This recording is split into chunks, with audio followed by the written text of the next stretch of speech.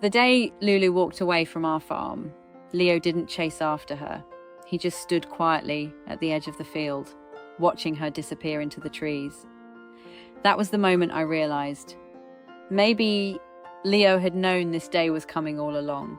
He never tried to make her stay, because somehow he understood something that took me much longer to accept. Loving a wild animal sometimes means letting them go. But if you want to understand why my dog loved a little deer like she was his own little sister, we have to go back to the morning we first found Lulu.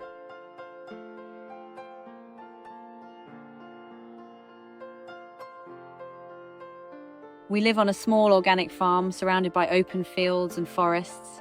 It's usually peaceful out here. Seeing deer, rabbits, and other wildlife passing through isn't unusual, so we don't think much of it anymore. But that morning, something felt different.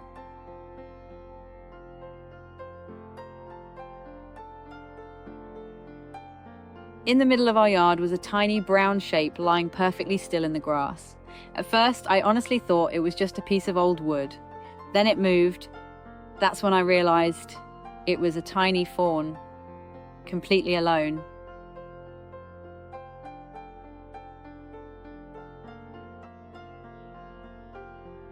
We didn't rush over right away. With deer, it's actually normal for the mother to leave her baby hidden while she goes off to feed. So we kept our distance and waited, hoping she'd come back once she felt it was safe. Hours went by, then almost an entire day. Eventually, Lulu's mother did return, but only for a brief moment before quietly walking away again. After that, she never came back.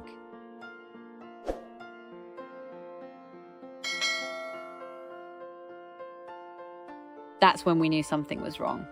Lulu was so weak she could barely stand. When she tried to walk, she had a noticeable limp. For those first few days, she stayed hidden in the bushes, only crawling out every now and then for a few sips of water before disappearing again.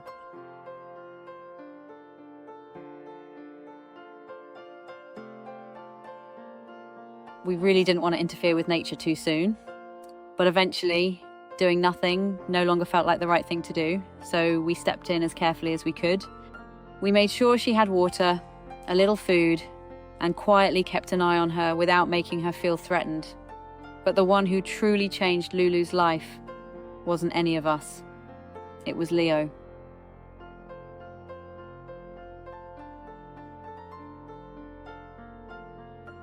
Leo had been part of our family for years.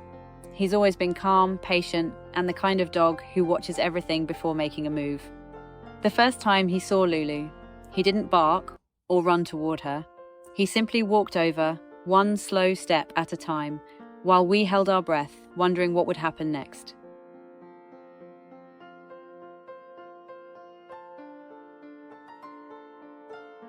Honestly, I was preparing myself for the worst. A dog walking up to a baby deer usually doesn't end well, but Leo surprised every one of us. When he got close, he slowly lowered himself and gently licked Lulu on the head. There wasn't a trace of aggression, no hunting instinct. Just one gentle gesture that seemed to say, "It's okay, you're safe now."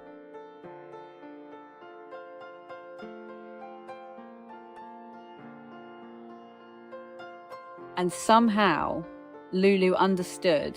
She didn't run, she didn't panic, she simply stood there, looking at Leo.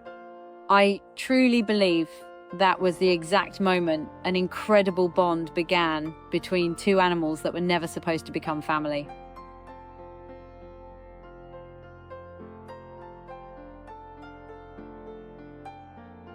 From that day on, Leo rarely left Lulu's side. He always walked ahead, and Lulu happily followed behind him. Wherever Leo went, she went too.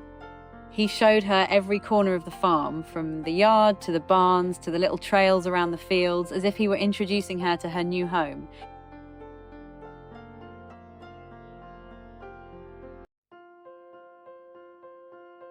At first, Lulu was shy and cautious, but after just a few weeks, she grew much stronger.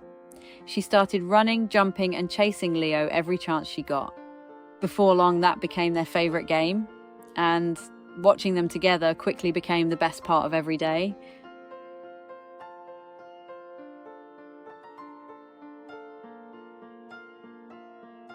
The first one who taught Lulu what safety felt like wasn't a human, it was Leo, and I think she knew it.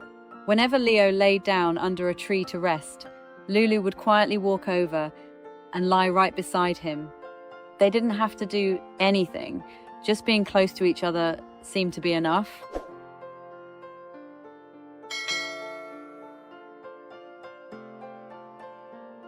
Still, we never forgot that Lulu was a wild deer. Our goal was never to keep her with us forever. More than anything, we wanted her to become strong enough to return to the life she was meant to live.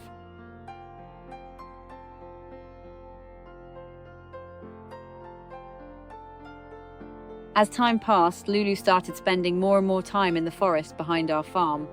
At first, she'd disappear for a few hours, then an entire day. Eventually, she'd be gone for several days before stopping by again. It all happened so naturally, almost as if the wild was gently calling her home.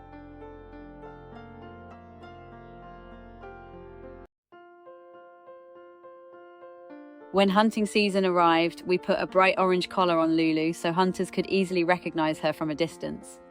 Even though we knew she no longer truly belonged to us, we still wanted to do everything we could to keep her safe.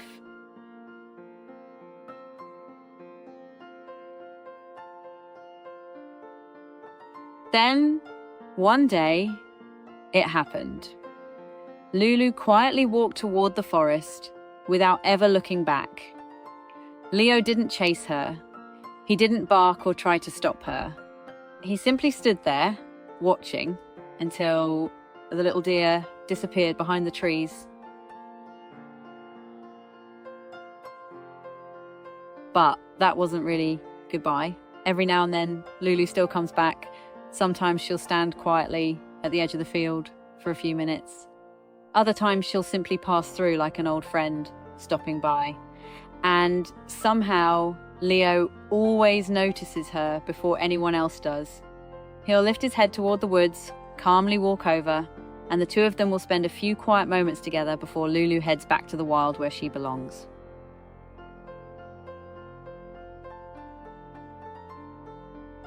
I used to think friendship only lasted if you saw each other every day, but Leo and Lulu taught me something completely different. Some bonds don't need to be held onto to be real. It's enough to know that somewhere beyond those trees there's a deer who still remembers the little farm where she grew up, and a dog who's always quietly waiting in case she decides to come home for a visit.